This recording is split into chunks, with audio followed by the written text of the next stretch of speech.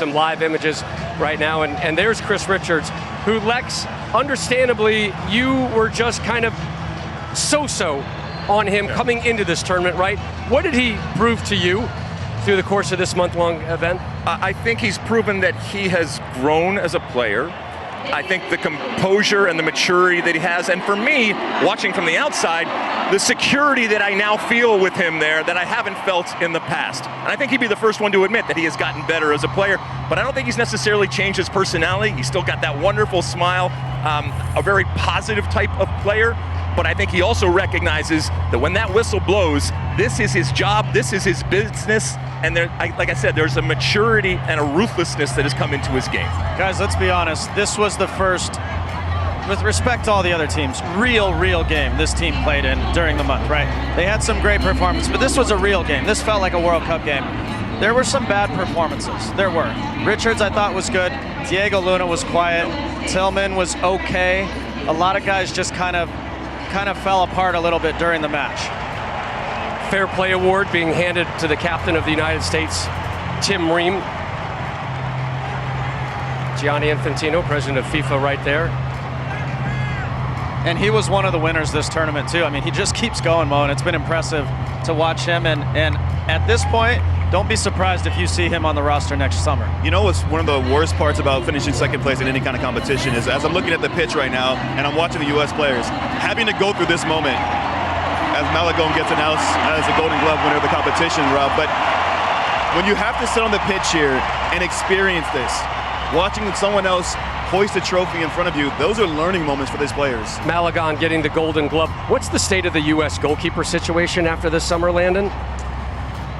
Man, I don't know. Yeah. I mean, it's tough to say. It's not as clear as Pochettino would like. I will be very interested, not just with the goalkeepers, guys. In September with those friendlies, what is the starting lineup? And you will know everything you need to know about how Mauricio Pochettino feels about this team and the players who are not here. Best Player Award going to Edson Alvarez, the captain in his 12th major international tournament, had a goal and assist in the opener. He is now a three-time Gold Cup champ, having won it in 2019, 2023, and here in 2025. U.S. Soccer President Cindy Parlow-Cone on the stage as well. Landon was saying about the lineup that's going to be interesting in the upcoming friendlies. I think just whoever gets called into camp. Like, I go back to what Pochettino has learned out of this. I think Pochettino has actually grown through this. His eyes are now wide open. We saw his reaction to the Guatemala game, which was a home-away game for the U.S. that most U.S. players are kind of used to. I think he's grown in. I think he now knows what he wants from this team. And I think it's going to be reflected in the players that he brings in and the players that he doesn't bring in. So to your point, next up for the U.S. men's national team, a pair of September friendlies. Korea Republic, who's qualified for the World Cup in New Jersey, and then Japan in Columbus, Ohio. It will be fascinating to see the player call-ins for that camp. How many of these guys at the Gold Cup have kind of locked up spots, and maybe some starting spots, Mo, compared to the litany of talent that was not available for whatever reason this summer for Pochettino. The beauty of a tournament is you have time. As long as you progress and you get to a final like this U.S. men's national team did, you have time. You have time to impress the manager. You have time to show growth as well, that you can adapt to what he's trying to instill within the group. And so as much as we talk about the growth, the progress that we're seeing from Pochettino and his ability to now learn more about this group, like you said, these players also had a longer window than most to show, to impress, to earn a right to be in camp in September. Runners-up medals taking place right now, and the U.S. making their way onto the stage, led by Walker Zimmerman and the rest of the red, white, and blue. Mauricio Pochettino has now been in charge of 16 games, 9 wins, 1 draw, and this his 6th loss. And they don't look happy, and it hurts. It should hurt. It's against Mexico. They came this far. As time goes by, they may look back and be proud of moments, maybe proud of performances, but there's nothing more alluring and enticing than winning. And ultimately, in this final, they lost. Fair to say they surpassed expectations this summer? There were people that didn't even think they were going to get out of the group this summer, let alone go to the final. That's how down on this team they were. And if anything comes out of this, at the very least, there's been a little bit of a rehabilitation.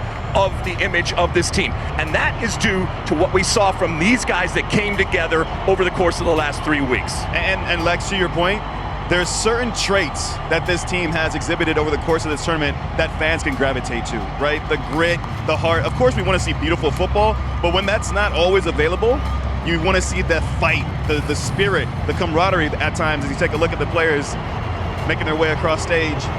And the question now for Mauricio Pochettino is, which of these players that performed pretty well or very well can you now mesh into what your previous team was, who hasn't impressed you much, by the way, in some of these? How do you put this all together and make this puzzle work? And that's why it's going to be so fascinating. Like you said, the roster in September and then the 11. Diego Luna is coming out a star in this tournament, but he did not show up tonight in the way that he needs to if he is going to star. People talking about him possibly starting for this team next summer.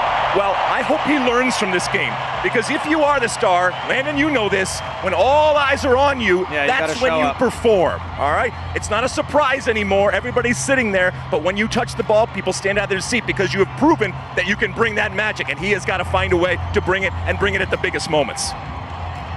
We are 340 days out from the start of the World Cup, and it will begin in Mexico. Your reigning back-to-back Gold Cup champs for the trophy lift. Back upstairs, John Strong, Stu Holden. And Rob, as you see there, Victor Montaliani, the president of CONCACAF, all the way on the left. Gianni Infantino, president of FIFA, next to him. The next in line is Mikel Arriola, who is the president of the Mexican Federation. Cindy Parlo-Cohn up there as well. What does this mean for Mexico overall? This is a Mexico team at their worst World Cup of their modern era in Qatar. Javier Aguirre has talked about what it meant to him to play in a home World Cup in '86. He's going to lead them onto the field in what is a home World Cup for them next year now. Now, ultimately, Mexico are going to be judged on their performance next summer, but I felt that it was an excellent hire by Mexico at the time to get Aguirre, because he was the type of character and personality and coach that this group needed. I mean, they were getting, U.S. were wiping the floor with Mexico. They weren't the kings of CONCACAF. They were far from it. And this group here is the majority of the same players that were involved before, but he reinstilled that mentality, that belief, that competitiveness that they were missing, and you've seen it now in 3 straight finals for this Mexican team that have found a way through their experienced players and the quality. We said that coming into this game, John, about Raul Jimenez and Edson Alvarez, 2 characters that stood above the rest in the appearances, the quality, and what they have done in big games, and they did it again. That was the difference. Edson Alvarez played every minute at this tournament, scored the opening goal at SoFi Stadium, scored the final goal here in Houston, the winning goal in the final. Has made himself indispensable and is second only to Landon Donovan for games played in the history of this tournament, our championship, the CONCACAF Gold Cup. And so he, along with the legend Guillermo Ochoa, it's up to them to lift the trophy as Mexico go back-to-back. Once again, they are champions of the CONCACAF Gold Cup.